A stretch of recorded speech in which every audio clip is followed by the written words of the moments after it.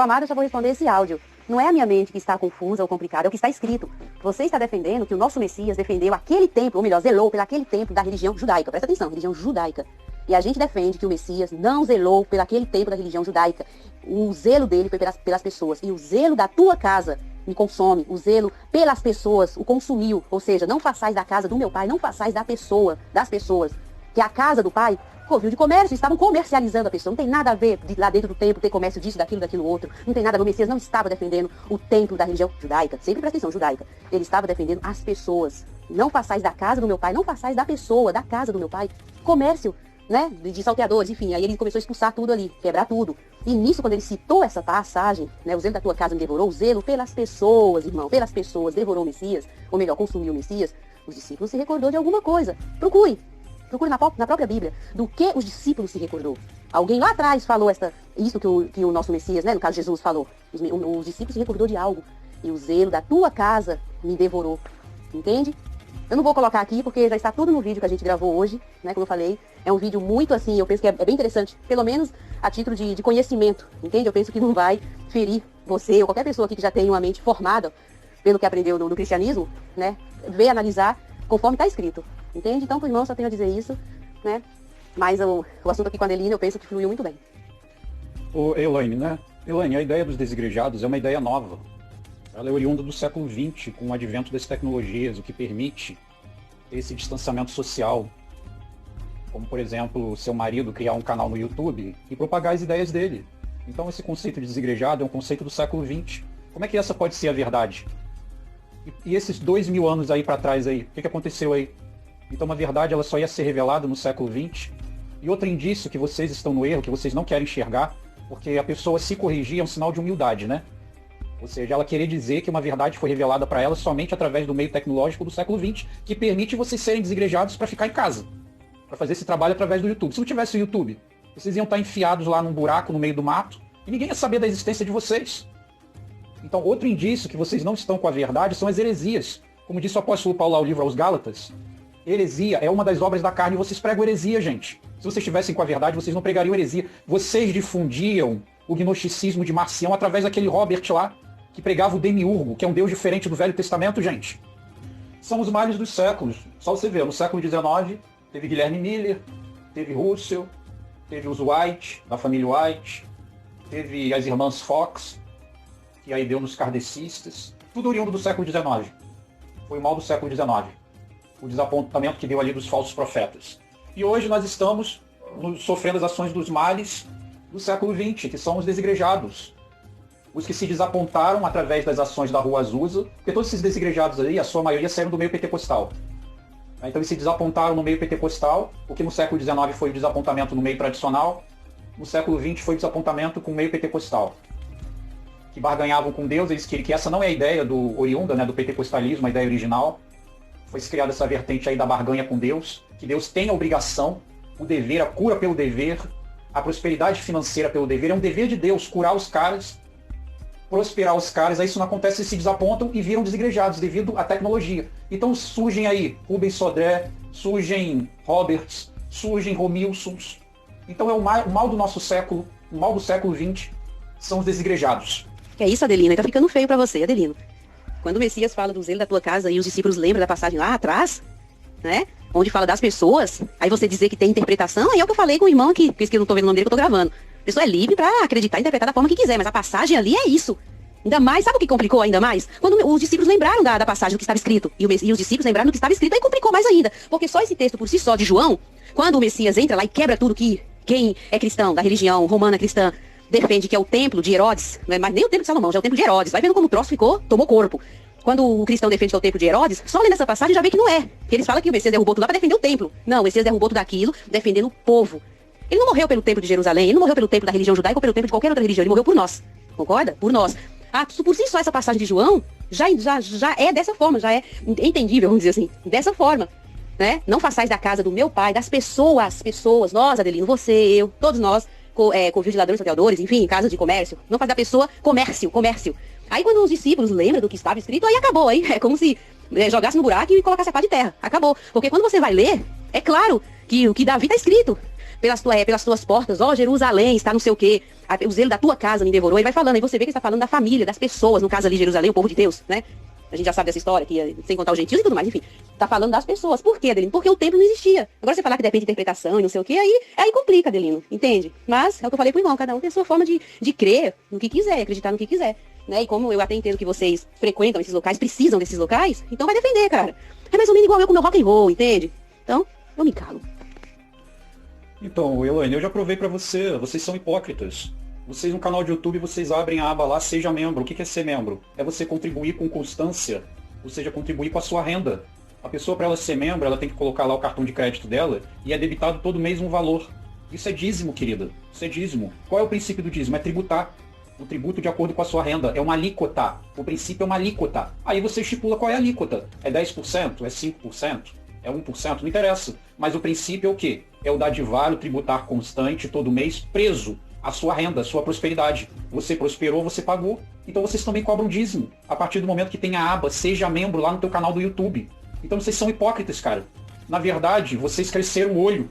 Vocês queriam vender lá aqueles DVDs Prepare-se lá nas igrejas, na loja gospel, e não permitiram. Então o teu marido ele passou a deslumbrar outros caminhos ali para aumentar o faturamento dele e o crescimento dele, cara. Isso é óbvio, isso tá na cara. E aí, Georgios? Gostei do seu nome, Georgios. Bom, Jorge, vamos começar do princípio, né? A ideia, que segundo você está dizendo, é uma ideia que a gente pega da escritura, né? A partir do momento que a gente começou a ler a Bíblia de A a Z, não parando em capítulos, versículos ali, costurando, como vocês costumam fazer, não sei se é teu caso, me desculpa, mas como os líderes costumam fazer, a cortina caiu, entende? As escamas dos olhos caiu. Então, quando a gente começou a ler de A a Z, a gente viu e entendeu que não precisamos seguir nenhuma religião, né, moldada por homens. Não precisamos frequentar nenhum templo religioso, seja A, B ou C, judaísmo, cristianismo ou qualquer outro. Então não é uma ideia nova. E sim, se estamos nessa era, né, o meio que nós temos de divulgar isso para as pessoas é o meio tecnológico, é óbvio. Até vocês estão fazendo isso, né? Além do culto presencial, usa sim também o meio tecnológico de redes sociais. Mas se eu, Rubens e outras pessoas fôssemos da época, vamos dizer, de Nero, né, dos imperadores aí, época de 1800 de bolinha, 1900 de bolinha, tivéssemos esse entendimento também, que temos hoje, segundo o que vimos na Bíblia, usaríamos a boca, usaríamos o meio tecnológico daquela época. O que era? Era o pombo-correio? Usaríamos o pombo-correio. Era o telefone sem fio? Usaríamos o telefone sem fio, entende? Da mesma forma que os discípulos do Messias, junto com os apóstolos, usaram o meio da época que foi divulgar a mensagem, a verdade do Messias. Eles saíam e falavam, e com quem encontravam, divulgava as boas novas. Tanto que foram mortos, né? E foram mortos lá nas arenas, os discípulos, né? Nas arenas de Roma lá, pra ser motivo de escárnio. É o meio tecnológico que se tem, né? E a gente, da mesma forma, o meio tecnológico é esse que temos. Além de quando a gente fazia palestras, também tinha palestras sobre essas questões, que não é palestra religiosa. Ali não tem nenhum culto litúrgico. Presta atenção, homem. Culto litúrgico. Não, era uma palestra como se fosse uma palestra convencional, motivacional, qualquer coisa do tipo. Só para quem quisesse participava e esclarecia. E, da mesma forma, onde a gente vai, se tem uma oportunidade, o que a gente fala através das redes sociais, na internet, que agora tá muito menos, né, porque a gente tá muito ocupado ultimamente, a gente fala pras pessoas, entende? Pra quem a gente encontra, que a gente faz amizade e surge o assunto, a gente fala pras pessoas, a gente não empurra a goela dentro. Não é assim. Quando surge o assunto, né, aí a gente fala pras pessoas das coisas verdadeiras do Pai. Agora, a questão que você falou, estou com verdade, isso aí fica a teu critério, que a gente nunca falou que estamos com a verdade, ninguém está com a verdade. O irmão Inho aí, ele é coerente, ele diz que é satanista, né, que eu não sei se é ou não, e se for, não tem problema, cada um com seu cada um, eu não vou julgar a pessoa, não vou julgar ninguém por conta da sua, né, escolha, seja lá do que for. Ele é bem mais coerente do que, os cristãos. Isso é verdade, uma coisa que ele falou. Não é puxando a sardinha pro meu lado, não, cara, mas é verdade. Se você for conversar com um religioso, ainda mais protestante, cara, né, católico protestante, é complicado. Vai conversar com uma pessoa ateia, por exemplo. Uma pessoa que tem um segmento lá em casa.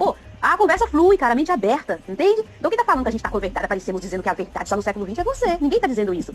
Se tivéssemos o meio tecnológico da época, de 1900 e bolinha, 1500 e bolinha, o ano 2, o ano 3, usaríamos da mesma forma. Só era conhecer o que estava escrito, ver que era aquilo, ter esse entendimento, né, daquilo que estava escrito e passar para as pessoas.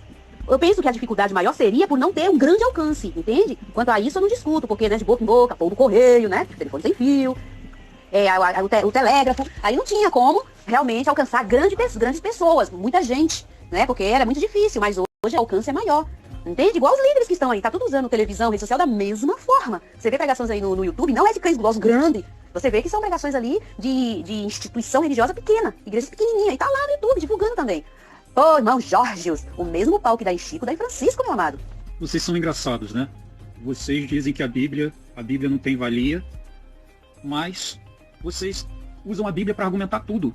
Aí vocês vêm com esse argumento de que eu não leio em capítulo, em versículo, a minha leitura é linear, e aí com isso eu sou enganado. Gente, que argumento infantil. Então quer dizer, eu estou lendo um livro, né? Então, uma narrativa, uma história. Aí porque esse livro está separado em capítulos e versículos, se eu pegar esse livro e ler sem ele estar separado em capítulos, a minha percepção da história ia ser outra? Pelo amor de Deus, gente, que argumento. Você pode chegar a enganar alguém? Pode, mas a pessoa tem que ser uma semi-analfabeta para ela ser enganada por uma divisão de capítulos, gente. Porque qualquer um consegue ligar um texto a um contexto, inclusive de livros separados. E eu repito, aí o engraçado, né? Aí vocês colocam, vocês diminuem a Bíblia. Né? O teu marido mesmo aí, vocês fizeram lá um vídeo respondendo o Adelino, o áudio do Adelino lá, e aí vocês citando essa questão da idolatria à Bíblia, né? Que os crentes idolatram a Bíblia. Mas você não olha contexto histórico nenhum fora da Bíblia. Você não olha contexto histórico nenhum fora da Bíblia. A história da igreja, a narrativa da história da igreja, a narrativa dos historiadores, você não olha nada. Por exemplo, quer ver eu te dar um exemplo? Você falar que não tem religião. Claro que Jesus fundou uma religião, é óbvio que Jesus fundou religião. Prova que fundou a religião, quem foi colocado como líder da igreja? O Concílio de Jerusalém, em Atos 15 ali, quem estava à frente da igreja não era Tiago? Tiago ficou à frente da igreja? Que igreja que era aquilo ali? Que corpo eclesiástico foi colocado ali? E olha que foi colocada a sucessão através de Cristo, porque Tiago era irmão de Jesus. Porque eles ainda estavam sendo esclarecidos, porque a revelação é progressiva, né? Então eles não tinham ainda o entendimento pleno da Trindade, até porque não havia tido ainda confronto em relação à apologética para se defender a Trindade. Então eles não tinham se debruçado sobre o tema e estudado plenamente as questões sobre a Trindade.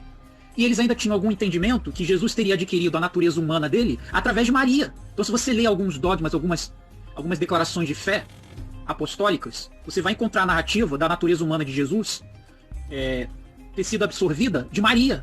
Então Tiago era irmão de Jesus. E aí colocaram Tiago como líder da igreja, na frente da igreja. O presidente ali, que deu o voto decisivo no Concílio de Jerusalém de Atos 15, que Paulo depois ignorou, né? Quando ele seguiu os Gálatas e os Romanos, ele ignorou, porque ele era o apóstolo aos gentios, e ele não tomou em conta o que foi declarado por Tiago ali, que é abster do sangue e da carne sufocada. Porque aquilo ali foi para os prosélitos. Né? Então, vocês que querem praticar a Torá, não é para praticar a Torá. Atos 15, versículo 19. Chegou-se a decisão dos apóstolos. 12. Quem estava à frente da igreja? Tiago, irmão de Jesus. E qual foi a decisão? Versículo 19. Não é para levar a Torá aos gentios, mas vocês prosélitos, aí está no versículo 20. Vocês que querem muito praticar, então ao menos façam isso. Abstenham da carne sacrificada, do sangue. Então, é claro aí que está formada a religião, está formada a igreja. Então você vai dizer que os primitivos todos erraram. O próprio Medeiros, no debate dele com Sabino, ele trouxe provas arqueológicas da presença de templos. Templos. Você viu esse debate do Medeiros com Sabino? O Sabino teve que sair do debate, saiu correndo, e largou o debate no meio. Peraí, eu vou consultar aqui os universitários. E largou o debate, saiu correndo do debate. Porque não tem, isso é óbvio. Jesus fundou uma religião, sim. Quer ver, eu dar um exemplo aqui pra vocês. Vocês, alguma vez vocês leram a Didaquê? Alguma vez vocês leram a Didaquê? Porque vocês dizem que não são idólatras de Bíblia, né? Vocês dizem que os crentes são idólatras de Bíblia. Só que vocês não estudam a história da igreja. Vocês não estudam a história da igreja. Então, quem são os fanáticos? Quem são os fanáticos? Você alguma vez leu a Didaquê? A Didaquê é a prova arqueológica, a prova documental de que havia uma religião fundada. Ali estão todas as regras, todos os ritos eclesiásticos, de procedimentos, sacramentos, documento histórico válido, mais antigo inclusive que o livro do Apocalipse. Ou seja, por que a Didaquê não está na Bíblia? Olha, você é o pai da igreja.